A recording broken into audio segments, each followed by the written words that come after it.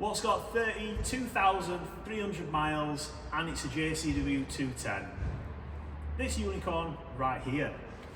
So, you see dark silver as spec from factory, new colour-coded wheel arches. Now the dealer's obviously done this at BMW. I've never seen a dealer fit kit before because no one wants to do it because the plastics are really hard to do, but this one has stood the test of time and it looks perfection.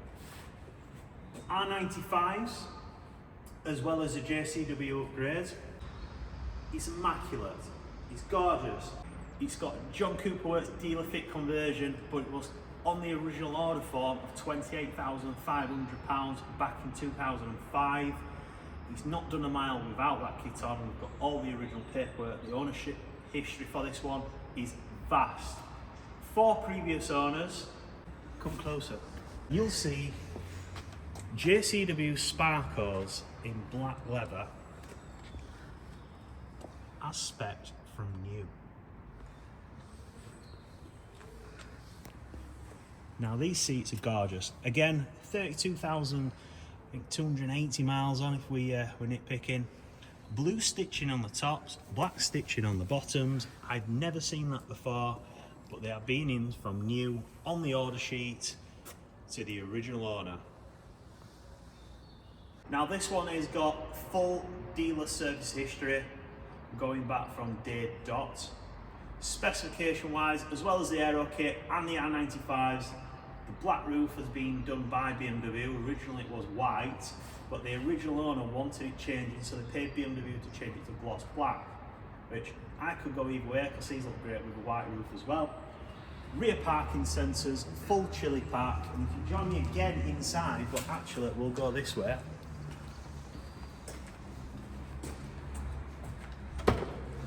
You'll be greeted with Harman Kardon and a multifunction steering wheel.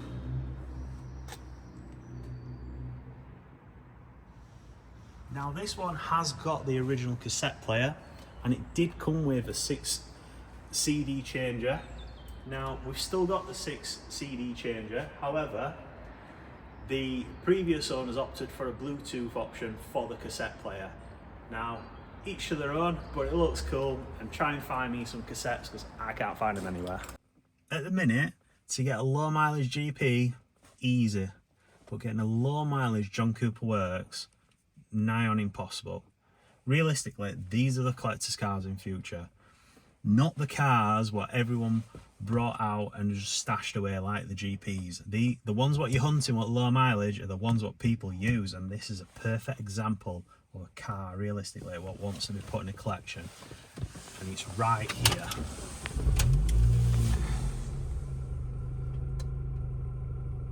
$32,280 miles as it currently sits. The interior is, I'd say, a 9.5 out of 10. The exterior, again, a 9.5 out of 10. The history for this car, 10 out of 10. The car was new in 2005. It was an expensive car, £28,500, because we've got the original order form for it, and we've got every single receipt he's ever had spent on it. This car drives like it's brand new. It's been very, very well maintained by the main dealer mostly. So, as we set off, I'm gonna have a blast into the back when, I don't know, what were I, 13 in 2005? I can't even remember.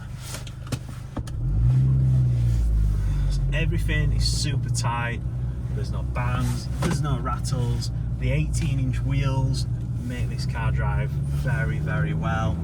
I've always been a fan of the 16s on these cars, but as I've driven more and more, generally avoiding everyday potholes, the 18s feel really well because the steer is so much better and the drive on the motorway is so much better. But if I was the new owner of this car, I'd definitely putting this one away as we come up into the glorious grey clouds of England. But yeah, everything you want from a car: dark silver, the fastest colour, aero kit, R95s, John Cooper Works 210 kit, and the infamous Sparkos what everyone's after because I've sold probably 20 sets of these seats in the past. But yeah, it's just a joy. That's saying, isn't it? You could keep them all and stash them all, you would. A massive warehouse full of R53s. There's a retirement pot for you. What you got, sir? Bitcoin or R53s? Well, I've got loads of R53s instead.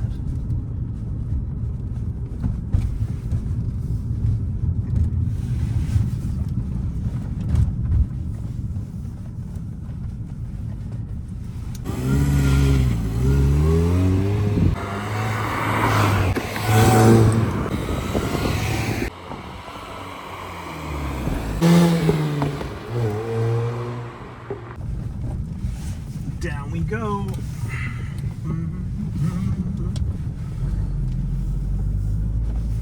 So we're back down, we'll jump outside the car and I'll show you a few bits on the condition. Right, I've had multiple phone calls over the last 2 weeks of what do I need to look at when I'm looking for an R53. Now, I'm going to give you one or two things what's just on this car, what you need to be looking at as you're buying an R53, or generally any car, to be honest with you, but this one is a great example. First thing I'm always looking at is discs and pads. I want to know if there's anything left on them, or they look like a piece of like Walker's salt and vinegar Chris.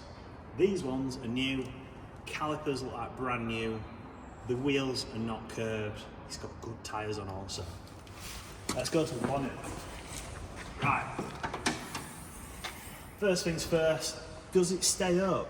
Have I had to fight it going up? No, because this one's a show quality car.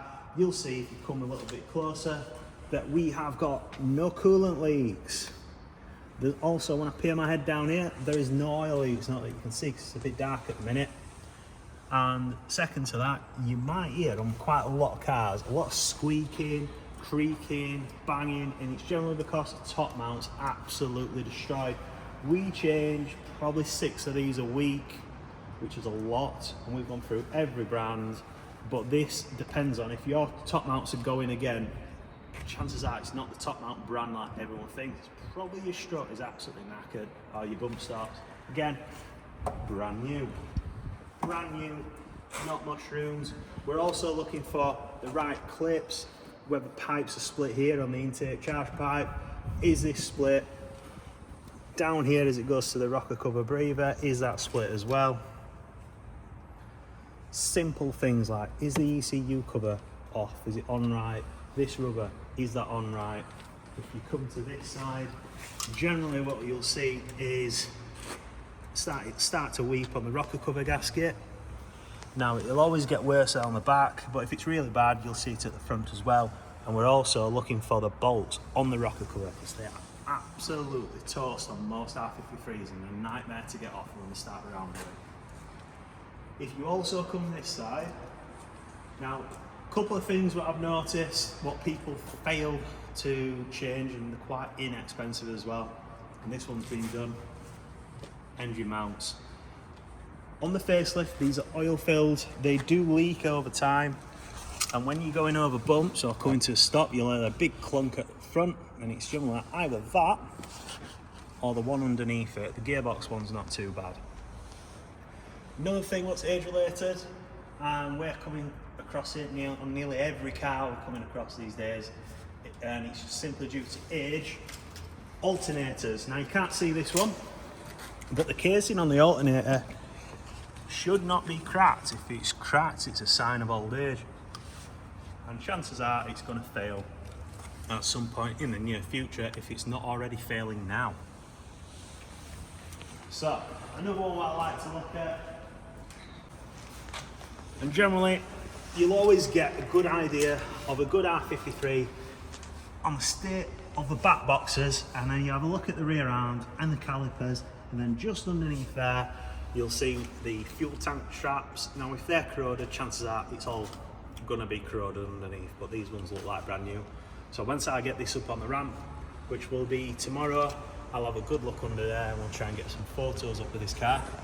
what you'll find is now the rear subframes are flaking away, and the kick plates behind the fuel tanks are also in a state where they're starting to corrode in those places, and that's a major one because you want to keep on top of that one, because you've got your seatbelt mounting points not far away from there, and I've seen them tear out before on absolute rotten cars. Now with R53s, another thing what you'll see straight away is it corroding and bubbling on the rear lights. This one is perfect, and it's because I can still see the seal just here. Now these seals, obviously they're made of foam, they don't last forever, water sits in there, it rots from inside out, and it's an expensive job to fix. But just to prevent yours, you could always try and seal that in or replace the rear lights. There's quite a lot of cheap aftermarket lights that look OEM these days, you can do that. Further to this, we're looking at the boot micro switch, which is this handle here. Again, foam seal behind this. They're 20 years old. You can't expect them to last forever and then wonder why your boot is going to rot or you got water ingress inside. These are £11 plus VAT, maybe £12 plus VAT from BMW. It's 4 Torx heads. Get it changed. Simple. These are all things what keep these cars looking like this. Previous owner to this car, they've kept it. I've got all the receipts, they've maintained it, and this is why we get cars looking like this. I've had cars looking like this with 80,000-90,000 miles on, but you have to maintain your car. And a lot of people daily it, drive it to work and nothing's going to go wrong. Unfortunately, we're way past that stage, and I sell this to every customer I get now. You need to maintain your car, because you don't do anything in it, say for 12 months, and it's going to bite you. You're going to be broken down at the side of the road, you get water ingress in your boot, things just not going to look good, and ultimately you've bought it because you think it's going to be a classic, modern classic car, should I say. And they're not, because you're not maintaining them. Got to maintain your cars. They're not just cars that you can buy because they're cheap and just spend nothing on it. So yeah, R53 Jcw 210, 32,300 miles. This car will be live on the website as of tonight, maybe tomorrow, depending on how busy we are with other things and sales. Again, it's hard to come by. You'll not see many cars of this mileage with this calibre. They're just unheard of.